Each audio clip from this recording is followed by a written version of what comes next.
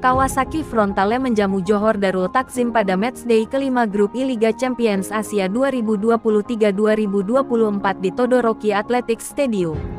Statistik laga menunjukkan Frontale lebih mendominasi jalannya pertandingan dengan 53% dari sisi penguasaan bola dan menciptakan 8 shot on target dari 12 percobaan tembakan. Sementara JDT hanya melancarkan 3 shot on target dari 6 percobaan tembakan. Akihiro Inaga membuka keunggulan untuk tim tuan rumah pada menit ke-8 dan Frontale menutup jalannya babak pertama dengan keunggulan tipis 1-0. Di babak kedua, Frontale kembali menambah 4 gol lainnya masing-masing melalui Leandro Damiao di menit ke-50, Marcinho di menit ke-60, Yuko Bayashi pada menit ke-69 dan Miki Yamane di menit ke-88. Skor 5-0 untuk keunggulan Frontale bertahan hingga akhir pertandingan. Hasil ini memastikan langkah Frontale ke babak 16 besar dengan satu laga sisa usai finish di puncak klasemen dengan 15 poin. Hasil sapu bersih 5 kemenangan dari 5 laga. Frontale akan bertandang ke Munsu Football Stadium untuk menghadapi Ulsan Hyundai pada 12 Desember mendatang. Yokohama F. Marinos bertandang ke Sungui Arena Park untuk menghadapi Incheon United pada matchday kelima Grup G Liga Champions Asia 2023-2024. Statistik laga menunjukkan Marinos unggul telak dari segi ball possession yaitu sebesar 72% dan menciptakan lebih banyak peluang dengan 6 shot on target dari 12 percobaan tembakan, berbanding 4 shot on target dari 11 percobaan tembakan milik Ulsan Hyundai. Hong Si-ho membuka keunggulan untuk tim tuan rumah di menit ke-11, sebelum Hernandez Rodriguez menambah keunggulan Ulsan Hyundai menjadi 2-0 di menit ke-67. Elber sempat memperkecil ketertinggalan untuk tim tamu pada menit ke-83 namun gagal mencetak gol penyeimbang hingga akhir laga. Marinos harus mengakui keunggulan Ulsan Hyundai dengan skor tipis 1-2. Kekalahan ini membuat kans Marinos untuk lolos ke babak 16 besar kian menipis.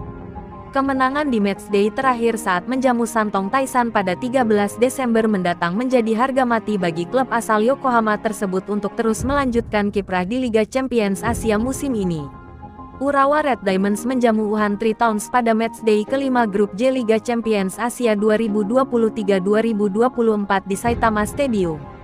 Statistik laga menunjukkan Urawa Reds sedikit lebih unggul dari lawannya tersebut. Urawa Reds berhasil mencatatkan penguasaan bola sebesar 55% serta menciptakan 4 shot on target dari 14 percobaan tembakan. Sementara tim tamu mencatatkan 3 shot on target dari 10 percobaan tembakan. Alexander Solk sempat membawa Urawa Reds unggul di babak pertama melalui eksekusi titik putih pada menit ke-37, sebelum disamakan oleh gol Davidson di menit ke-68. Gol telat dari Jose Kante di menit ke-90 memastikan poin penuh untuk Urawa Reds. Urawa Reds mengunci kemenangan tipis dengan skor 2-1. Kemenangan itu kembali memberikan harapan kepada Urawa Reds usai takluk pada 2 laga terakhir melawan Pohang Steelers. Urawa Reds saat ini menduduki posisi kedua pada tabel klasemen sementara Grup J dengan 7 poin. Mereka akan bertandang ke Maidin Stadium untuk menghadapi Hanoi FC di matchday terakhir pada 6 Desember mendatang. Fanforet Kofu menjamu Melbourne City pada matchday kelima Grup H Liga Champions Asia 2023-2024 di National Stadium Tokyo. Statistik laga menunjukkan Melbourne City sedikit lebih unggul dari segi ball possession yaitu sebesar 53%.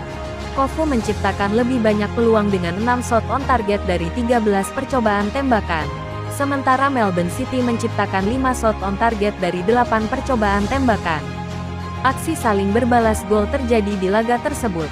Tim tamu berhasil membuka keunggulan terlebih dahulu melalui Callum Talbot hanya 5 menit setelah kick-off.